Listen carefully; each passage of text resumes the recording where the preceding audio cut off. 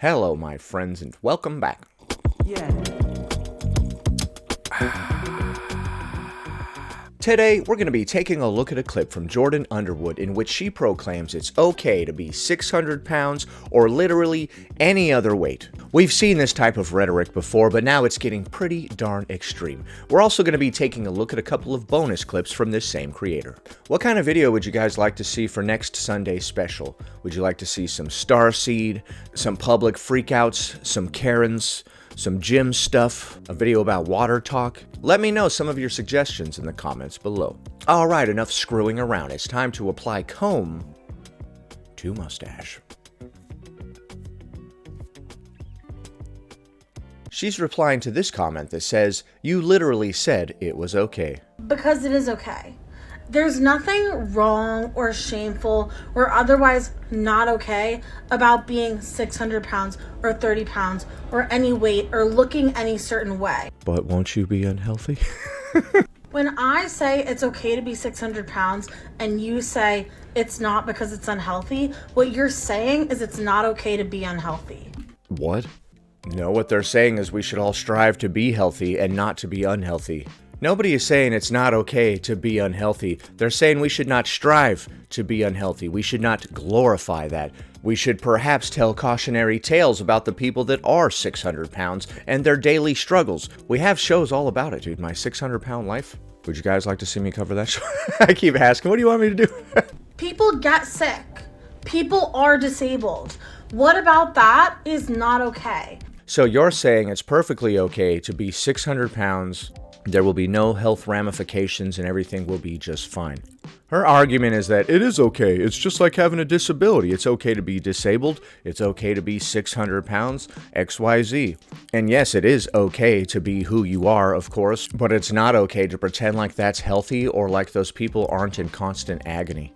Being in a 600-pound body would be excruciating. You would be constantly miserable. Do you really believe that every sick or disabled person should be ashamed? Nobody brought sick or disabled people into this. He was talking about people who were 600 pounds. Like, I would give up my seat on the bus for somebody in a wheelchair. I would not give up my seat on the bus for an alcoholic or somebody who is 600 pounds. Not trying to be mean, but you did what you did to yourself, and I'm not going to lay in the bed that you made. Should be judged for the fact that they are sick or disabled? Pretty bizarre that you're trying to spin it that way. Nobody said anything like that. This person is calling you out because you said it's okay to be 600 pounds. They're saying you literally said it was okay. And then you're like, it is okay. It's okay to be disabled. Are you telling me it's not okay to be disabled? What? Nobody said anything about disabled people. Do you really believe that it's not okay to catch a cold? Do you really think it's comparable to compare eating every day until you become morbidly obese to catching a virus? Catching a cold and being morbidly obese are two very different things, my friend. I've said it before, and I'll say it again. You can't catch obesity because you sat a little too close to somebody on the bus. Sometimes people are disabled, but it is of their own doing, and I don't feel any sympathy for them. There was that lady who had her therapist pour drain cleaner into her eyes to make herself blind because she wanted to be blind. First of all, they need to lock up that therapist for the rest of his life, and secondly, I don't feel any sympathy for that woman. Do you? Do you guys feel bad about the woman who poured stuff in her eyes to make herself blind and now she can't see? If you reward me for harming myself in this way, what's to stop me from continuing to harm myself looking for further rewards? How much more can I marginalize myself, huh? Get to the top of that oppression pyramid. Or to catch cold? Or to have an or to lose a limb? I'm still Being obese is like losing a limb. Okay. I thought it was like gaining a limb, like gaining several limbs. missing what exactly is not okay about any of these things. I can't believe that guy said it was not okay to be disabled or to lose a limb or XYZ. Oh wait, he didn't say any of those things. You jumped to all kinds of conclusions and put words in his mouth that he didn't say. Isn't that cute? Dude, what is this? What is this? I would love to hang out with Jordan, dude. I would love to pick her brain. I want to go out for a cup of coffee with you, Jordan Underwood. Let me ask you some hard-hitting questions. Or any of these fat activists. I think that that would be like the most interesting and funny conversation that I've ever had in my entire life. So, Jordan, tell me, what's the meaning of life? Let me listen to your consciousness stream for just a few minutes, please. Next. All right, Jordan is responding to this comment that says, how did you fit in the seat? Obviously, this was not a good faith question, but I'm going to answer anyway in case any fat people have been not going to things that they want to go see. It's not a good faith question. What do you mean? How do you know it's not a good faith question? Can a question just be a question? You're judging my intentions with this question before you even decide to answer it? Come on. Because they're afraid that they won't fit in the seats at the venues that are holding these events that they want to go to. Okay, well, if you're afraid that you won't fit in the seat, then just smash the person next to you. Under the ADA, venues like theaters, stadiums, anything where there's like fixed seating, they're required to have both wheelchair seats, in which it's just like an empty space that a wheelchair would be in, wheelchair companion seats, and wheelchair transfer seats. If you do not fit in the fixed seating that a venue has, you should be calling the box office and buying the wheelchair transfer seat, because those are seats in which the arm of the chair goes up. So you should call ahead to events that you're going to go to and have your seat transferred to a wheelchair seat. Isn't that just an empty spot, though, where a wheelchair could roll in? What do you mean they have armrests that go up? I thought it was a place where a wheelchair could go, which means that there's no seat there. So first of all, you're going to take a seat away from somebody in a wheelchair. And secondly, you're just going to plop down on the floor. That would actually be hilarious. You go to the venue, you see this obese person just sitting on the end of the aisle on the literal floor. There's some angry person in a wheelchair behind them just sitting there looking all mad like, oh, dang it. Most venues will also have just like free seating that they can put into the wheelchair spot. Oh, like an additional chair?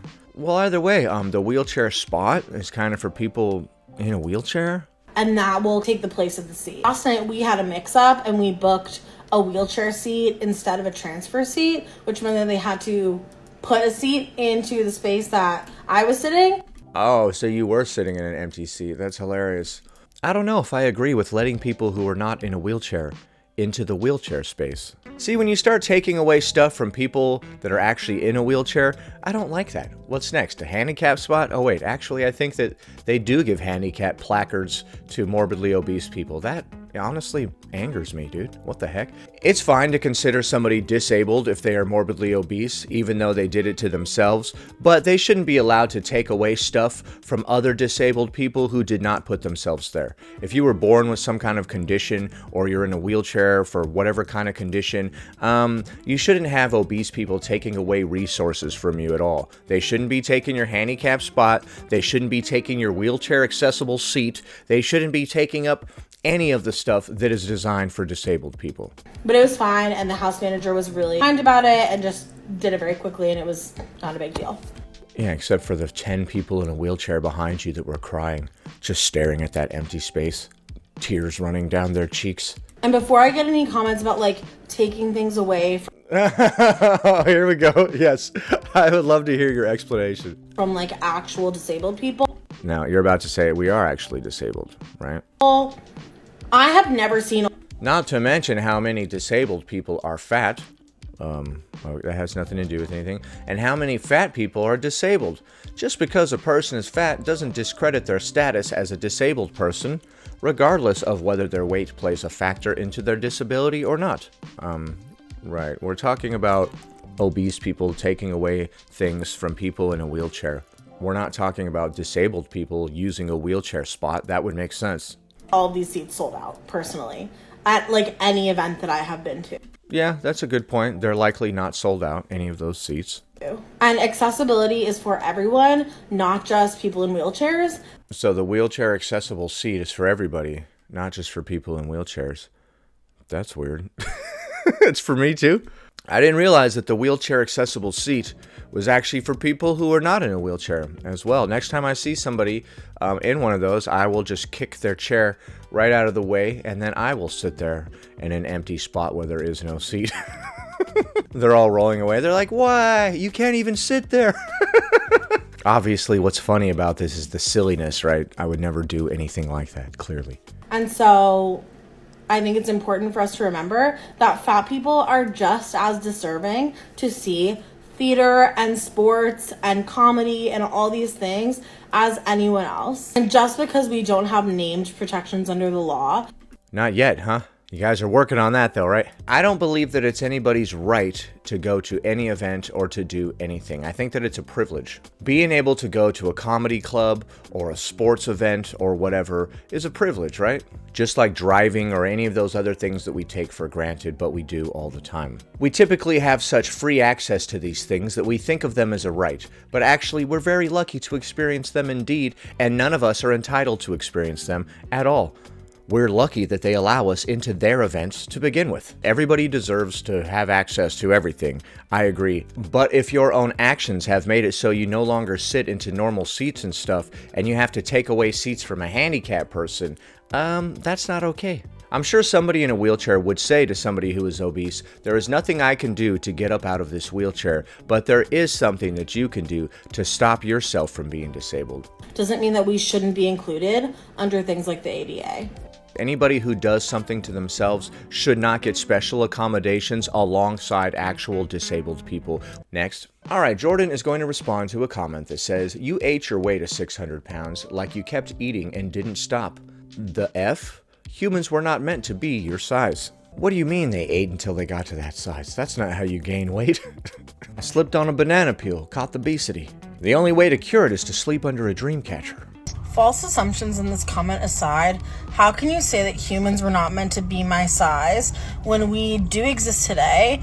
They're saying that because it wouldn't be possible to be morbidly obese on an ancient diet. Back in the day, you could eat a lot of crazy stuff and you could get very obese indeed, but nothing like what we could do today. The person is leaving that comment because back in the day, people got large, sure, but nobody was 600 pounds. That's crazy. They didn't have food back in the day that was that calorically dense. Today, we have food that is so highly processed, so full of sugar and all sorts of artificial sweeteners. But either way, they can make something that's like this big be 2,000 calories, and it's very easy to pop a bunch of those bad boys. That's how we're able to get to 600 pounds. And back in the day, you couldn't. Even if you were like a king and you had your own personal baker and you sat around eating his cookies and pies and cakes all day, you still wouldn't get to 600 pounds. And have always existed. No, people that are 600 pounds have not always existed. It wouldn't even be possible to gather and hunt that much food on yourself. The only way this would be possible is if you were royalty to even get close to this. The average person back in the day literally could not get anywhere close to 600 pounds. Are you crazy? How would they even get that much food? You would have to be royalty to even have access to that much food. And like I said a minute ago, like if you had your own personal baker, you could just sit there eating cakes and pies and stuff all day long, but you still wouldn't get that big. But to get close to that big, it would require people serving you, bringing you this stuff, because getting up and going to find that much food to get that large would burn the calories that would make you that large. Today we have sedentary lifestyles like kings and queens, and we also have highly processed foods like Tammy Slaton's. What are you using to determine what body size is natural and which is not? I would look at the body types that people used to have when they were actually producing their own food and having to work and hunt for it and all this type of stuff, and I would say that that is the natural body type. Why are we attracted to athletic bodies? Because that's the natural body type. That means health. Okay, we're attracted to signs of health because we would like the person that we're getting with to not just keel over tomorrow and pass away and leave us with all those dang kids. Okay, I'm gonna need you to be fit enough to live long enough to help me raise these little bastards. Not to get all romantic on you.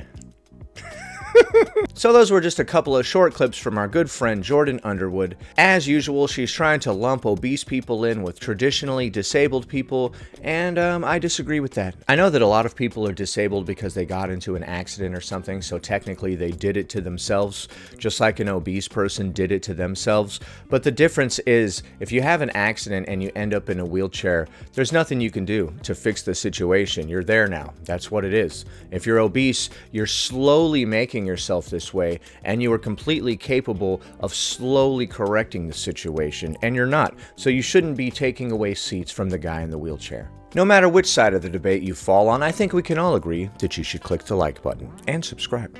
Anyway, that about does it. Thanks for watching, commenting, liking, and subscribing, and I'll see you in the next one.